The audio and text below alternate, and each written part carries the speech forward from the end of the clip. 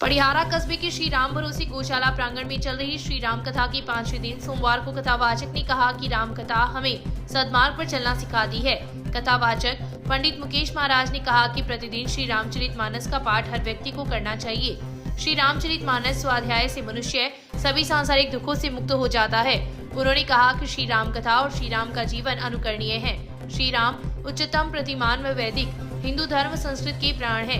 श्री राम परम धर्म है। भगवान प्रभु श्री राम के पावन चरित्र से समस्त उच्चताएं, दिव्यताएं एवं श्रेष्ठताएं समाहित है। महाराज ने कहा कि श्री राम को अपने अंतःकरण में उतार कर देखें तो आपका जीवन धन्य हो जाएगा। इस दौरान राम विवाह महोत्सव मनाया गया तथा झांकियां सजाई गई। कथा के प्रारंभ में मीनू देवी, ताराचंद सोनी, कमला देवी, हेमताराम खाती, चंदा सेवाराम भोरीवाल, संपत देवी, गौरीशंकर सांगीवाल दंपति ने व्यासपीठ की पूजा अर्चना की। इस अवसर पर नतमल पारेख, छगन सिंह, महावीर पारेख, श्याम सुंदर देराश्री, शंकर खाती, विकास जोशी, शिव भगवान सुथार, नागरमल सुथार, नतमल सिरस्वा, मंगलचंद जोशी, नितेश हर्षवाल, विवराज सोनी, दलीप स्वामी, जाकिर हुसैन, विक्की धादीज, पंकज भोजक, कैलाश कत्थक, दिनेश भोजक, लोकेश जोशी, मोहनलाल प्रजापत, अरविंद सोनी सहित काफी संख्या में श्रद्धालु उपस्थित थे। मठाधीश शिवालय के पास स्थित भाईजी हनुमान प्रसाद पोदार के नौरे में हनुमान प्रसाद पोदार स्मृति महोत्सव के अंतर्गत हो रही रासलीला में रविवार की रात दर्शकों की काफी भीड़ रही। राष्ट्रपति पुरस्कार से सम्मानित आचार्य श्री राम शर्मा की रास मंडली के कलाकारों ने राधा कृष्ण महाराज, भगवान कृष्ण का उपदेश, कृष्ण का मयूर बनकर नृत्य करना, भक्त प्रहलाद चरित्र लीला, खंबे से नरसिंह अवतार लेना आदि दृश्यों का सजीव मंचन किया गया। गाना मोर बनायो गीत पर कलाकारों ने मोर नृत्य कर श्रोताओं को देर तक बांधे रखा। लीला शुरू होने से पूर्व राधेश्याम पारेख ने भगवान श्री कृष्ण और राधा के स्वरूपों की पूजा अर्चना की। इस मौके पर स्मृति न्यास के रसेंद्र फोगला, विष्णुदत्त चौधरी, पृथ्वीराज प्रजापति, सत्यनारायण सेवदा, पवन जोशी, बनवारी लाल पारेख, नंदकिशोर माटोलिया, बद्री प्रसाद पारेख, मनोज जोशी सहित काफी संख्या में लोग उपस्थित थे। सोमवार की दोपहर में भाईजी द्वारा लिखित पुस्तक पद्म रत्नाकर का संगीतमय सामूहिक गायन किया गया।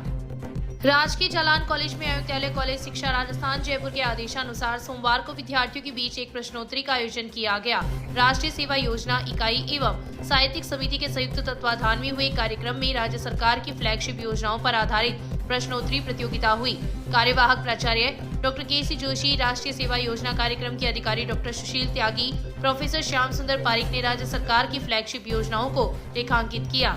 प्रतियोगिता के अंत में इवेंट को संबोधित करते हुए डॉक्टर त्यागी ने कहा कि सरकार की इन योजनाओं से समाज का बहुत बड़ा हिस्सा लाभान्वित हो रहा है। प्रश्नोत्तरी प्रतियोगिता के विजेताओं को आगामी दिनों में पुरस्कृत भी किया जाएगा। शहर की वार्ड संख्या 20 में धोलिया कुआ के पास स्थित आंगनबाड़ी केंद्र पर सोमवार को जेंडर आधारित हिंसा के खिलाफ अभियान को लेकर बैठक का आयोजन हुआ। राधा देवी की अध्यक्षता में हुई बैठक में महिला पर्यवेक्षक सीता शर्मा ने उपस्थित महिलाओं व बालिकाओं को जेंडर आधारित हिंसा के खिलाफ शपथ दिलवाई। साथ ही अपने आसपास कहीं भी लैंगिक असमानता पर कोई अपराध देखने व सुनने पर उसके खिलाफ आवाज उठाने का आह्वान किया। इस दौरान रंगोली बनाकर जागरूकता का संदेश भी दिया गया। साथ ही गर्भावस्था से 2 वर्ष तक के समय में विशेष देखभाल करने की जानकारी दी गई। सरोज स्वामी ने आगंतुकों का आभार प्रकट किया। कार्यक्रम में बसंती देवी, माया, जमुना, सुलोचना, चंदा, पिंकी, गीता देवी, सुनीता, माया, पूजा, मनीषा, दिव्या सहित कई कार्यकर्ता उपस्थित थी। 33 केवी गौशाला जीएसएस से संचालित 11 केवी धानुका फीडर की बिजली आपूर्ति मंगलवार को 3 घंटे बंद रहेगी।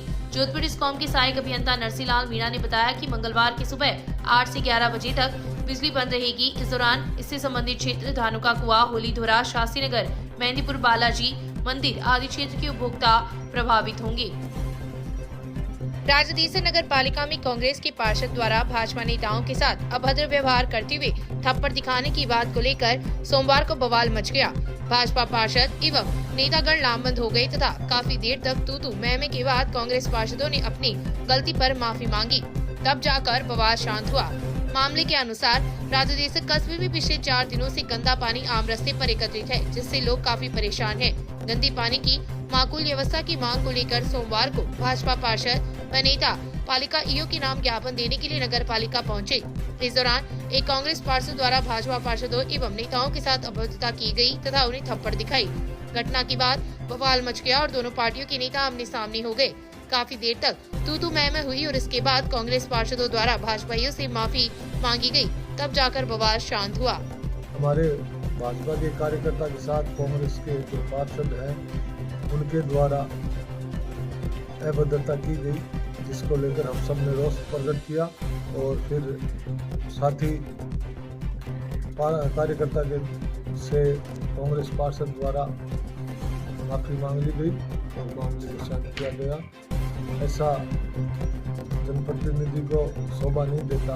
आम नागरिक जो भी है वो कुछ भी कह सकते हैं, जनप्रतिनिधि को अपनी मर्यादा में रहना जरूरी है। प्रॉपर्टी डीलर से फिरौती मांगने के दर्ज मामले में गैंगस्टर रोहित गोदारा के एक सहयोगी को पुलिस ने गिरफ्तार कर सोमवार को न्यायालय के समक्ष पेश किया, जहां से उसे 2 दिन के पुलिस रिमांड पर भेज दिया गया है। सीआई सुभाष बिजारनिया के अनुसार रद्धासर के रहने वाले महिपाल सिंह ने रिपोर्ट दी थी कि रोहित गोदारा ने फोन पर व्हाट्सएप मैसेज कर 50 लाख रुपए की फिरौती मांगी थी। रुपए नहीं देने पर जान से मारने की धमकी दी। रिपोर्ट में लिखा है कि गोदारा ने इससे पूर्व अप्रैल 2022 में अपने 2 साथियों के साथ उसके घर आकर 50 लाख रुपए मांगे थे। मामले की गंभीरता को देखते हुए इस प्रकरण में आरोपी 25 वर्षीय विजय निवासी रतनगढ़ को रविवार की रात गिरफ्तार किया था, जिसे सोमवार को न्यायालय में पेश किया गया, जहां से उसे 2 दिन के पुलिस रिमांड पर भेज दिया गया है। इस प्रकरण को लेकर अन्य आरोपी एवं उनके सहयोगियों की पुलिस गहनता से जांच कर रही है तथा संभावित ठिकानों पर दबिश भी दी जा रही है।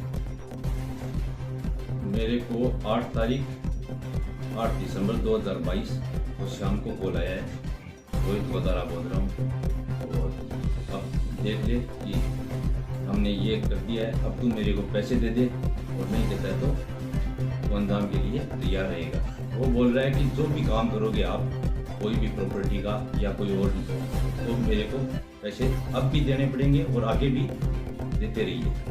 उन्होंने मेरे से 50 लाख रुपए मांगे कि 5 दिन में। इससे पहले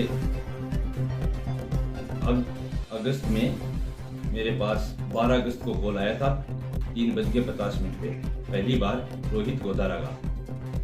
तो वो बोला कि तुम रतनगढ़ आओ या लूंच आओ। मैंने बोला नहीं आऊँगा मैं तो उन्होंने बोला हम आ रहे हैं तेरे घर। तो उन्होंने घर आके मुझे धमकाया और 5 दिन उसी टाइम मुझे 5 दिन का टाइम दिया था। ये 3 लोग थे, फॉर्च्यूनर गाड़ी थी इनके पास, एक तो विजय कुमार चौमाड़, एक संजय सिंह लूंच और एक रोहित गोदारा स्वयं।